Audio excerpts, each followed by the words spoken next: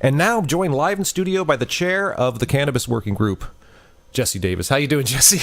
Okay, Paul. Thanks for having me over. Is that a deep breath? Were you collecting? Yeah. So Thank you. Hard to relax right now. Have you had to center yourself a lot this week? Yes. My nervous system is still off course, and had a lot to think about, and it's been a little hard to sleep, and I've been worried about things, but hopefully for nothing. Oh, how much of a shock was that then?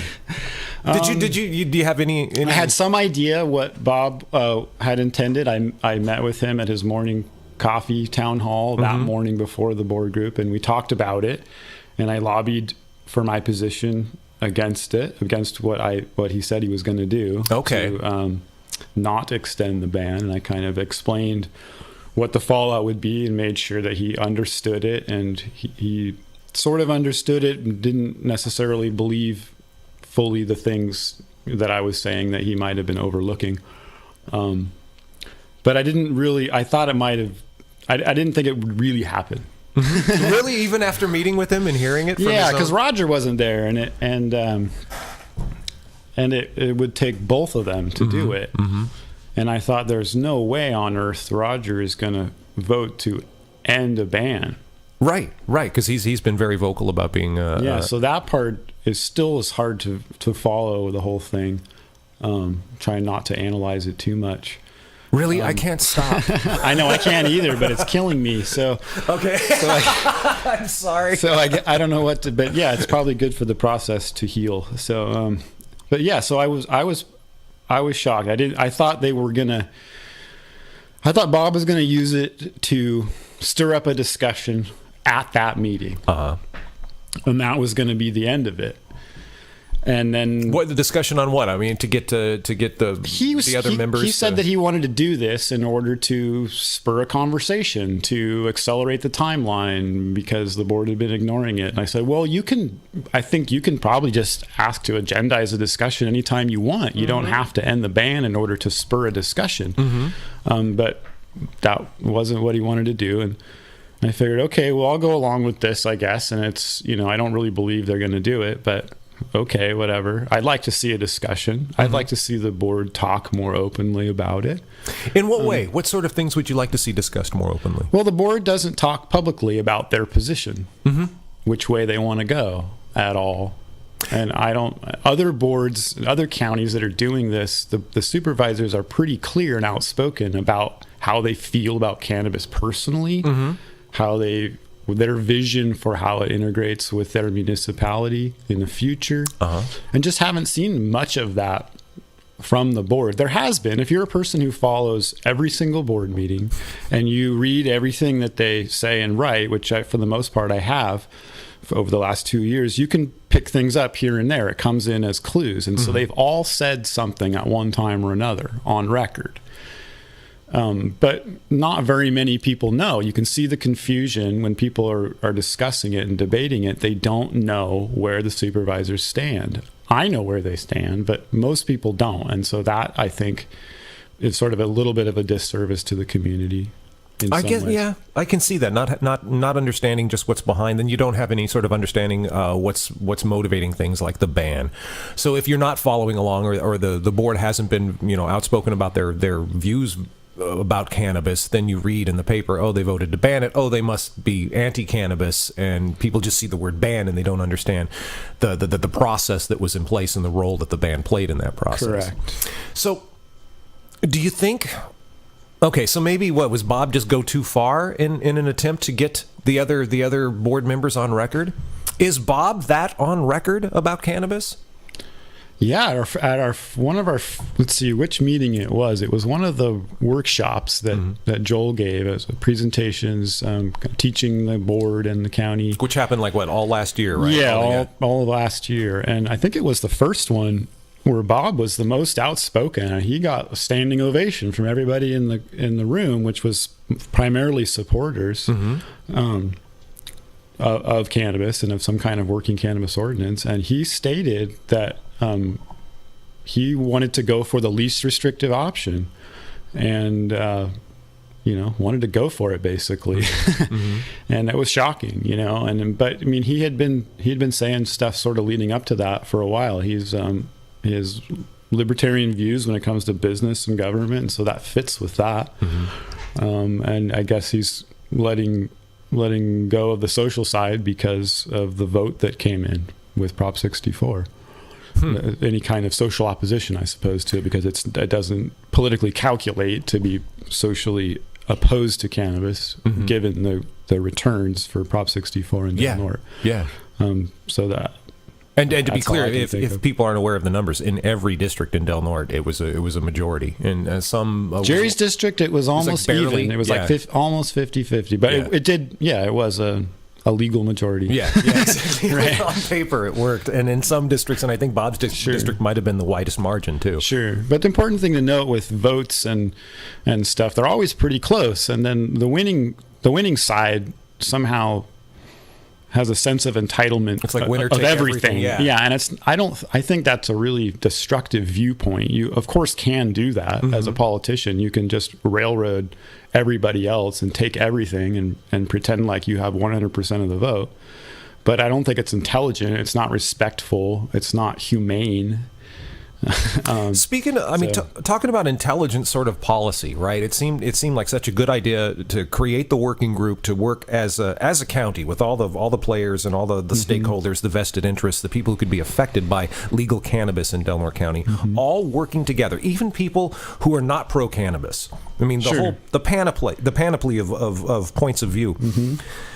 What has this vote out of the blue, the end of the ban, however long this window is open for just state regulation to rule the roost here, what's that done to the work of the working group then thus far? Has it derailed you guys? Well, we don't know yet. Technically and legally, there's no derailment. I mean, we work at the pleasure of the board. We were created by the board. And do you have to be disbanded by the board eventually? Is that the kind of thing? I'm not sure how that works. I think so. Probably. Yeah, you don't just all stop coming to meetings, right? Yeah. I think there'll probably be some kind of official thing. Okay. I don't know how the legal side of that works. But I want to be very clear. That was just a hypothetical question. There's no question about the working group's work going forward. Sure. Although we haven't, it's been too soon. I've talked to a few of the members of the working group, but not all of them. And we'll find out on our Wednesday meeting. It's agendized to discuss what happened. And we also, if we choose to, we'll draft a public response letter about what happened. Wow. Okay. And just because it's a serious thing, it's not a game. And we're an official committee, and the county is spending a lot of money for every meeting. There's like 7 county staff there for 2 hours, so that costs. So that and just for people who want to know, because I saw that somebody had posted on one of the posts here. There it is. There's the agenda. The meeting for the Cannabis Working Group is the 31st, 10 a.m., 981 H Street. That's in the board chambers, right? Suite 100. So right there in the Flynn, coming up on the 31st, 10 a.m. It seems like that might be, if you're interested in this, a good meeting to go to. Yes.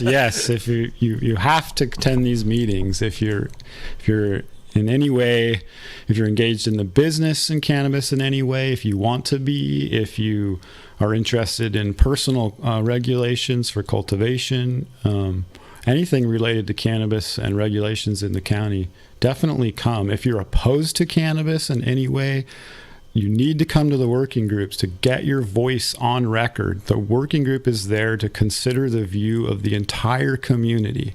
The working group is the community. That is the most important thing to remember. And that's the main thing that we're doing. It's not just creation of a cannabis ordinance. We're trying to assemble the entire community together, build the trust and the respect of the entire community. And that's the most powerful force in the county and in any government. The community is far more powerful than the Board of Supervisors. The community owns the Board of Supervisors. That's right. The Board of Supervisors are there as a gift from the voters, and that gift can be revoked. Ooh. All right, so it is, and things like the working committee too, or the working group. It's where the rubber meets the road as far as representative democracy goes, even more so than the board of supervisors. I've been trying to. I guess I'm working toward a conclusion later on in the show. I'll share it with the listeners. But I'm trying to stay away from conjecture. What sort of political? I won't do that. That's not fair. That's not fair. We can't. There's no way to know. This is what I'm working toward. I'm coming away from today talking to Lori Cowan and to yourself. Obviously, I got to have Roger or Bob on and ask them firsthand. What were you thinking? Why would you do this to Del Norte County? What's this? No ordinance, the ban being dead at least for maybe a month, maybe two before something else can get up on the books. What's this mean for Del Norte County, and what are you afraid of happening here? Because in this window where it's just state regulations. Yeah. I heard a bit of what Lori said earlier, although not all of it, and I think most of her concerns are the same as mine, and they're the real concerns that. A state permit can be applied for and received theoretically to engage in commercial cannabis activity within the county.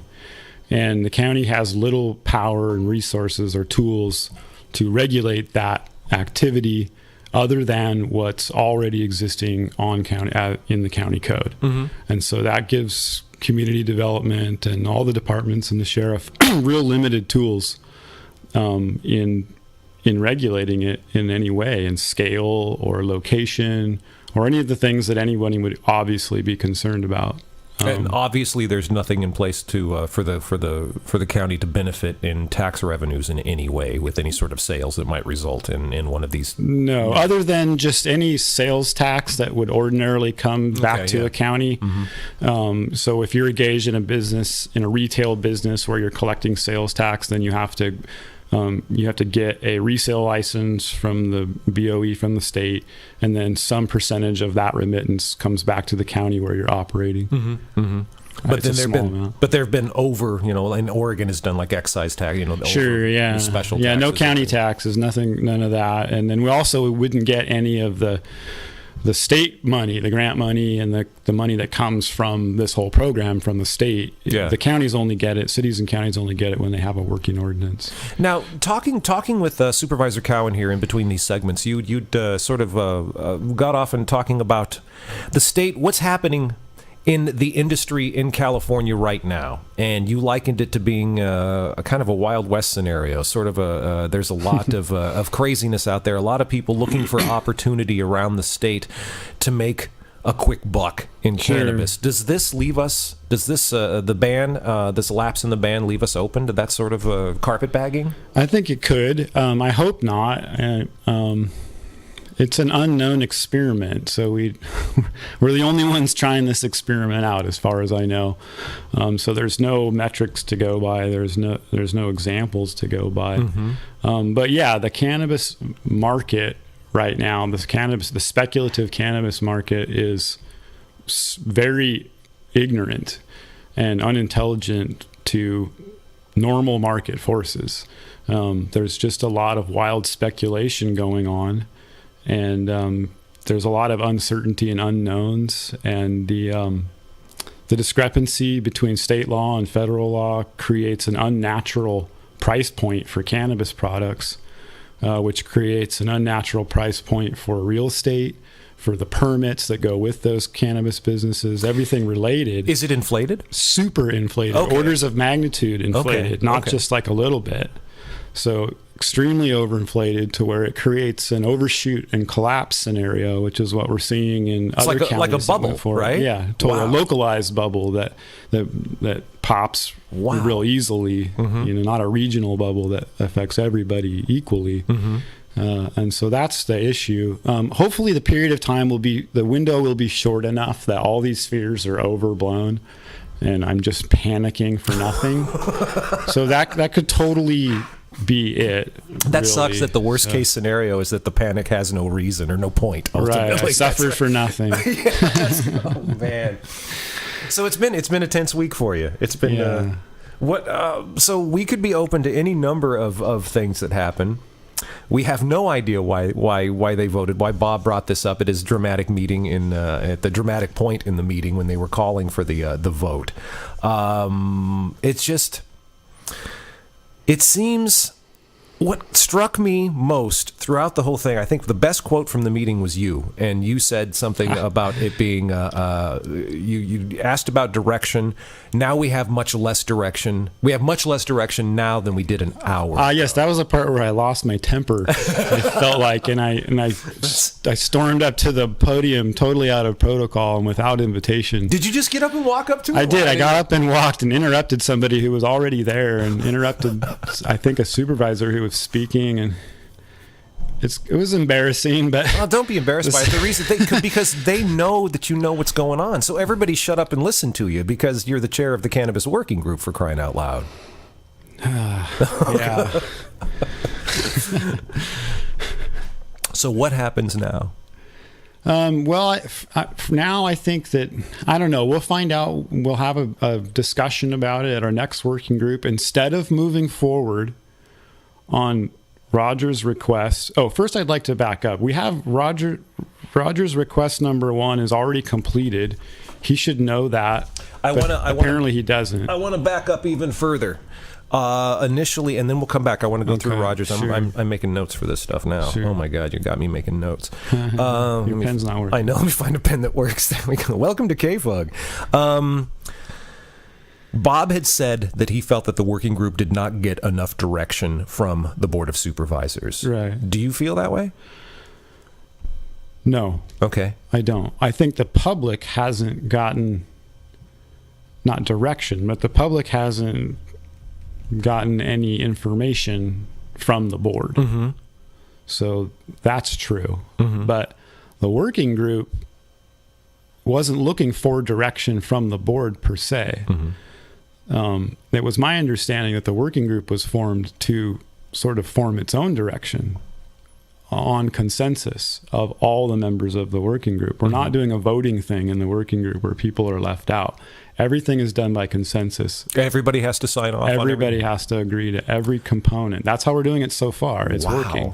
Wow. So that's admirable. Really? What have you gotten the working group to agree in consensus on thus far? Well, right now we have most of the details of the personal cultivation ordinance. Mm-hmm. It's an outline right now. And that was at the request of the board, it should be noted. Okay. We were ready to start in on the commercial details first because it felt like they were urgent, being under a 45-day urgency ban. Mm-hmm. I had done a lot of research and had an outline ready to go with that. But Joel informed us that the board would like us to work on the personal cultivation ordinance first. Okay. So we stopped what we were doing and backed up and had a discussion there. And then I came back to the next meeting with an outline, and we went over it, and we got most of it done. And so that outline just has to do with personal cultivation scale, how many square feet, setbacks from properties, things like that. Mm-hmm. And it really wasn't very hard to find consensus because we all want the same things. We're not that disparate of a group. It may seem like that on the outside, and there's people in the group who don't want to see commercial cannabis whatsoever, mm-hmm. and would probably prefer cannabis not be on planet Earth at all.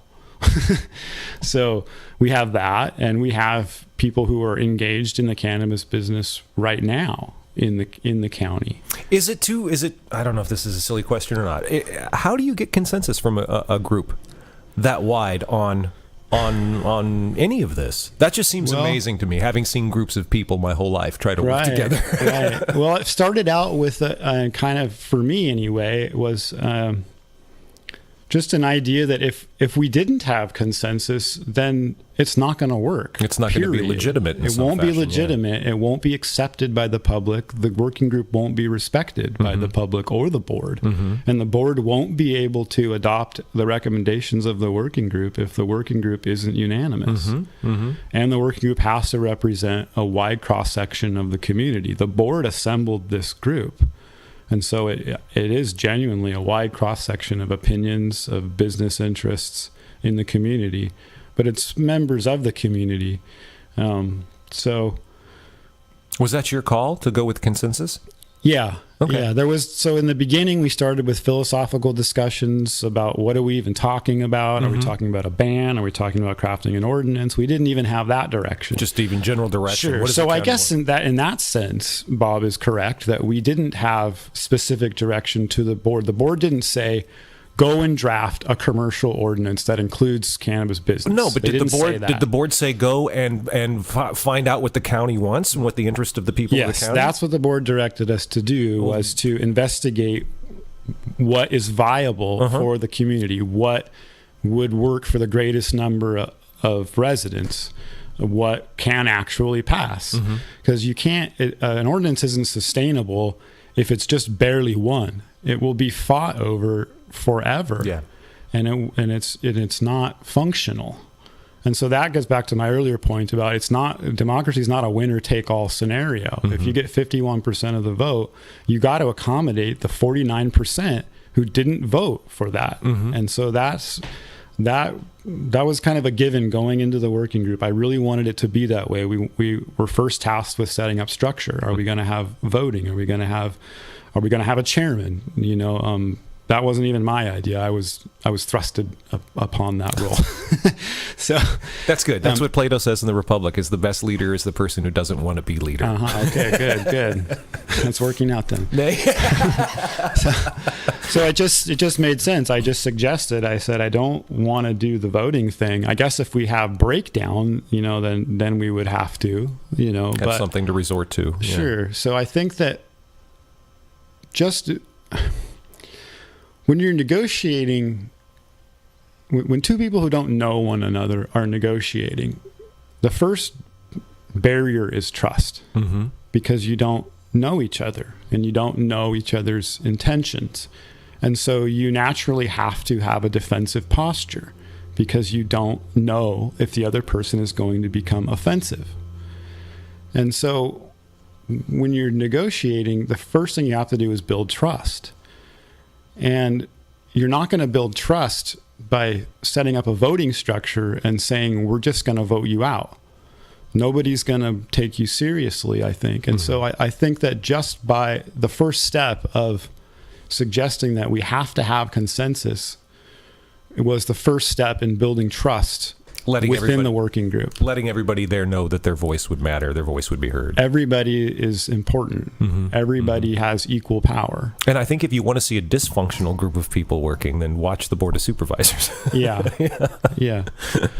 So you really have to respect that you're not going to get everything that you want in a democracy. And if you go into the negotiations just trying to, with an all or nothing attitude, then you're going to lose in the long run. You might win a short battle.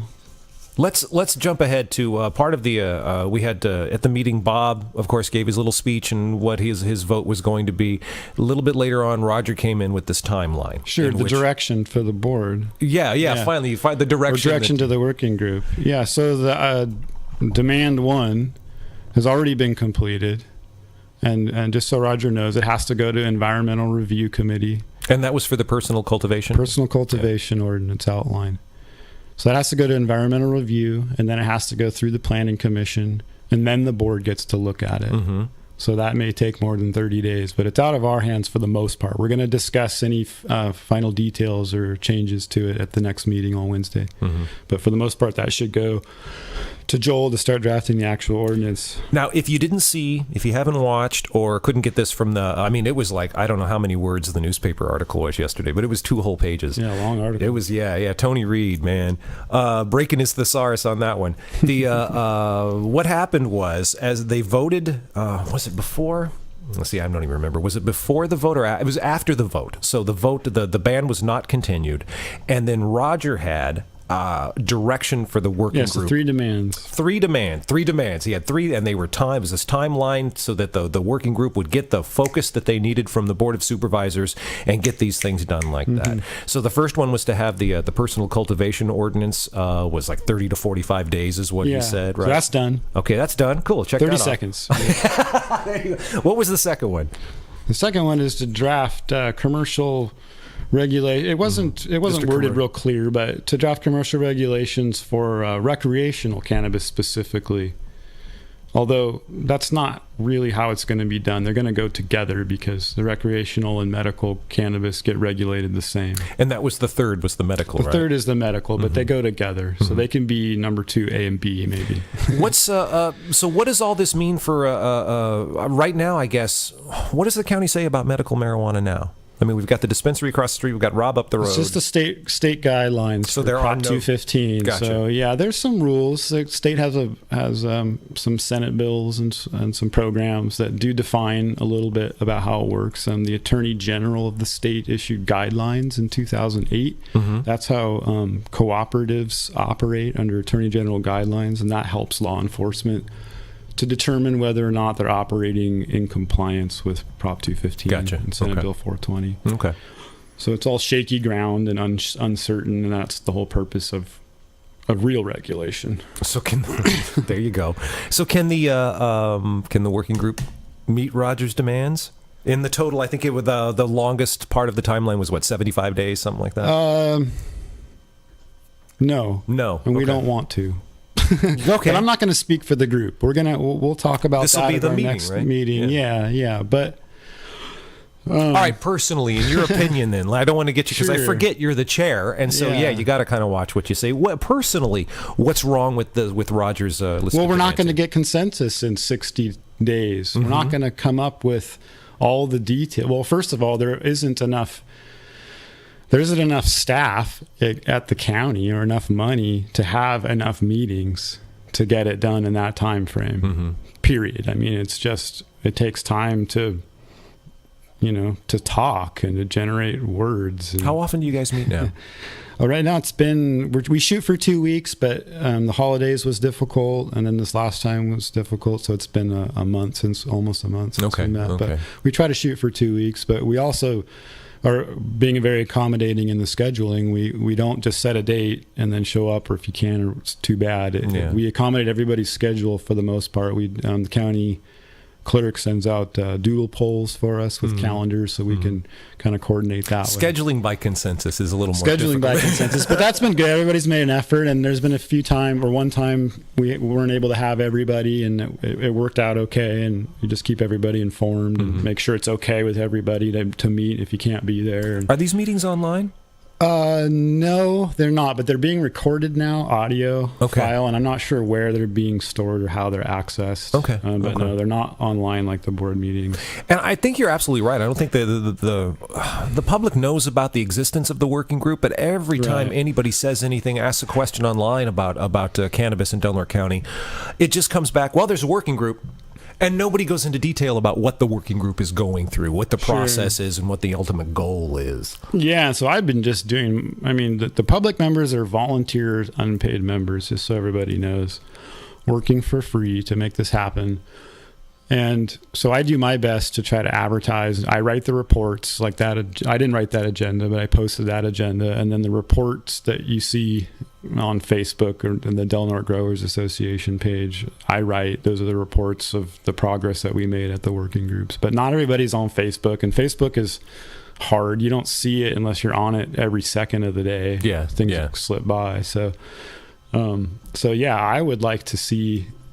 I haven't talked about this either, so it's not a complaint or anything, but I would like to see the county put up a link on their website that is a link to the County Cannabis Working Group, and then has a basic report. I'd be willing to write that report, but I'm not going to set up a website and manage it and everything. But that's something I think the county could do, and then that'd make it a lot easier for people to keep up to date who aren't on Facebook. But it's about trying, really. I mean, it's like if you just kind of hang out and wait for someone to tell you what's going on, you're only going to get half the story. So if you really want to know what's going on, you just have to make time to do it, And it's like, it does suck. The working group, it's during the week, in the middle of the day. It's like most people can't really make those.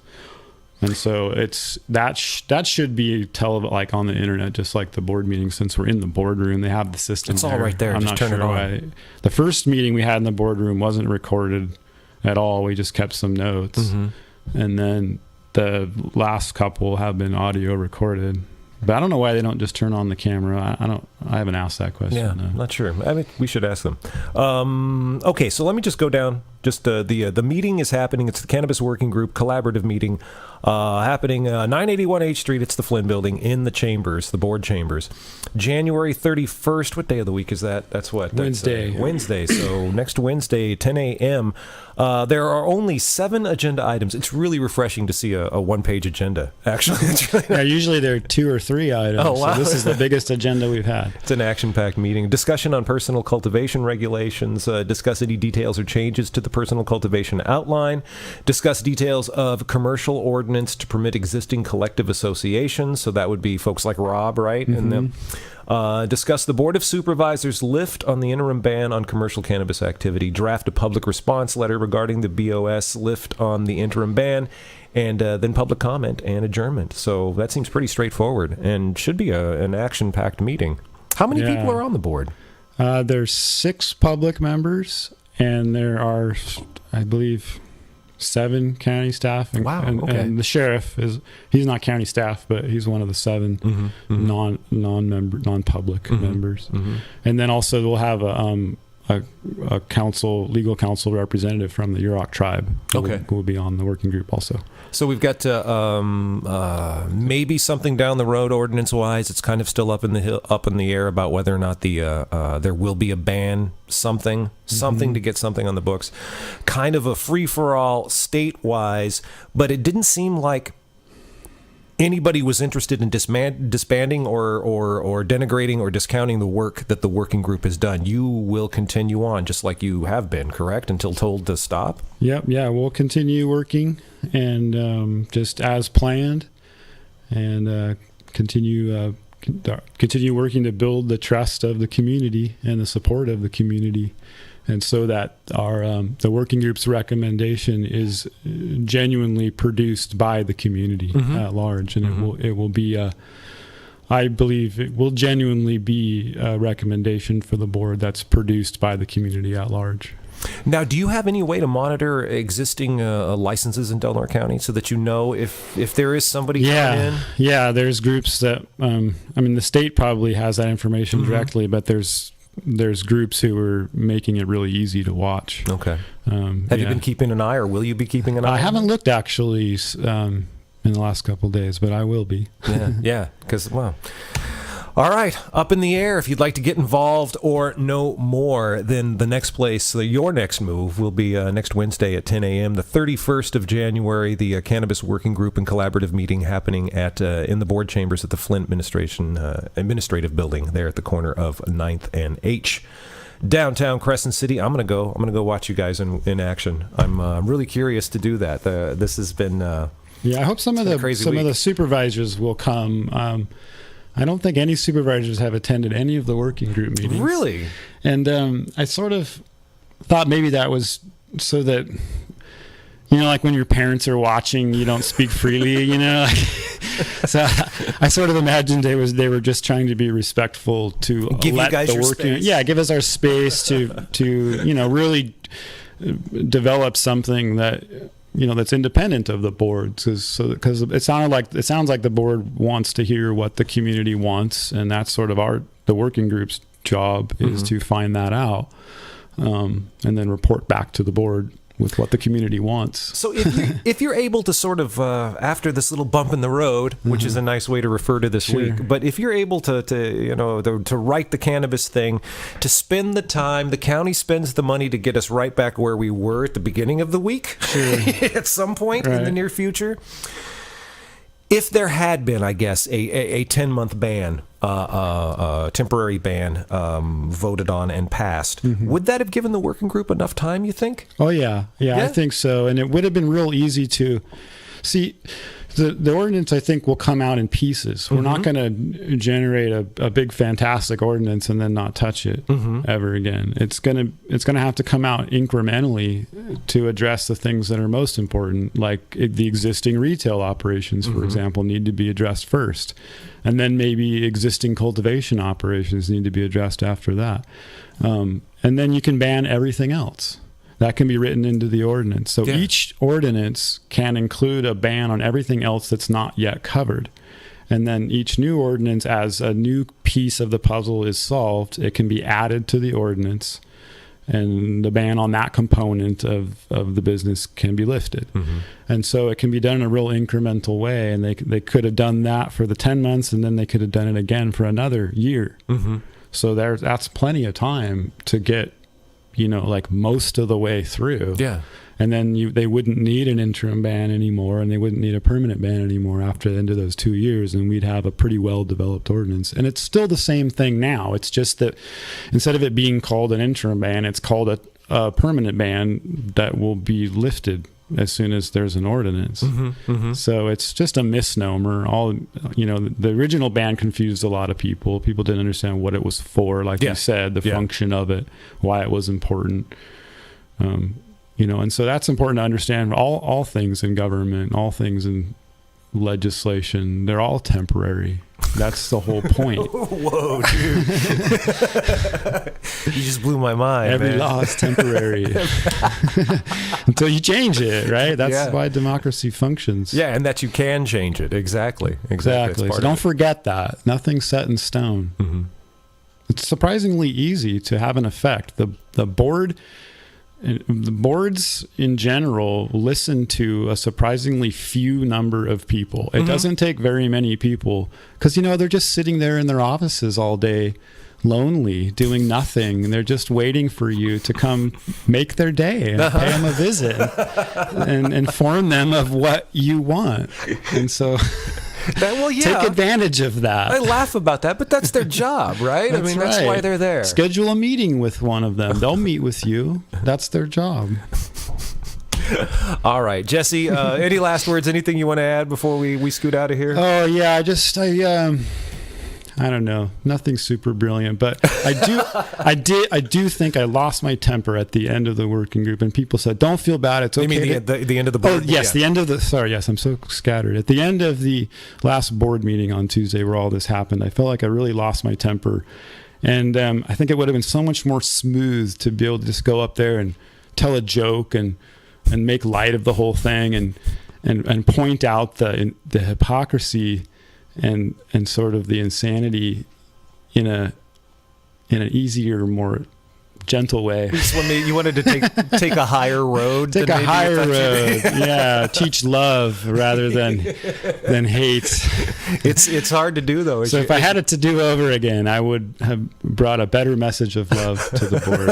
That's all. Thank you. Thank you very much. Of course, Ambassador for Universal Love right there, Jesse Davis, chair of the Cannabis Working Group. They're meeting next Wednesday at 10 a.m. in the Flynn, in the board chambers. And I also understand you were a founder of the Del Norte Growers Association? Yes. Yeah, co-founder. Co-founder, right. Because it takes more than one to have an association. I guess maybe. Good point. I used to claim to be the founder, but then I got bested in my semantics. So, no, I'm one of 6 original founding members. We formed it together as a group. That's an association. I'd like to have you on to talk about that sometime too. Yeah, and that's the Facebook page where you can get the links to what the working group's doing. I put the reports there first. Okay, on the Del Norte Growers Association Facebook page. That's right. All right, good to know. Jesse, thank you very much for coming in today. And as things develop, love to have you back on, and I look forward to seeing you this next Wednesday at the meeting. Yeah. All right. Thanks, Paul. KFUG Community Radio.